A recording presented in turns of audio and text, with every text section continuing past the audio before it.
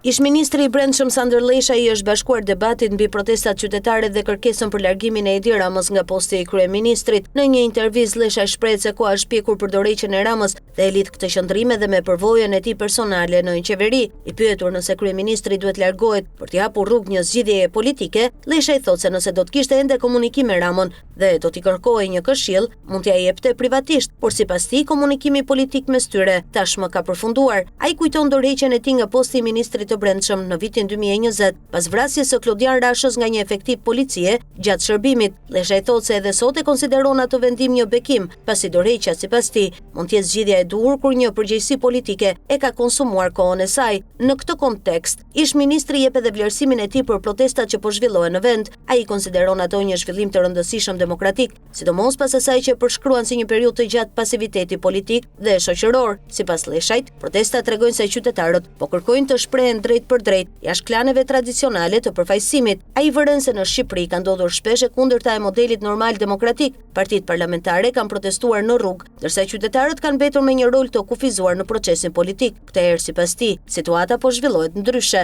Qytetarët janë ata që kanë dalë në rrugë, ndërsa partitë dhe politikanët duhet të reflektojnë mbi arsyet që i kanë shtyr ata drejt protestës. Lesha i kritikon veçanërisht përpjekjet për gjetur motive të tjera pas protestuesve apo për t'i delegjitimuar kërkesat e tyre. Sipas tij, politika duhet tregojë respekt edhe për një qytetar të vetëm që proteston dhe ta dëgjojë pa paragjykim. Ai paralajmëron se ignorimi i këtyre sinjaleve mund ta thellojë përplasjen mes shoqërisë dhe institucioneve. Në thelb, Lesha i ngre një problem të përfaqësimit politik. Kur qytetarët nuk e gjejnë më veten tek institucionet, protesta bëhet mënyra për të ushtruar presion dhe për të kërkuar ndryshim. Deklarata e tij për dorëheqjen e Ramës merr peshë pikërisht për shkak të së kaluarës së tij në qeverinë socialiste. Një ish-ministër i Brendshëm i Edi Ramës thot publikisht se dorëheqja e kryeministrit nuk duhet parë si dram, por si një vendim që mund vi natyrshëm kur një cikël politik ka arritur në pikën e tij të fundit. Dhe për Ramën, Lesha e përmbledh qëndrimin e tij me dy fjalë: koha ka ardhur.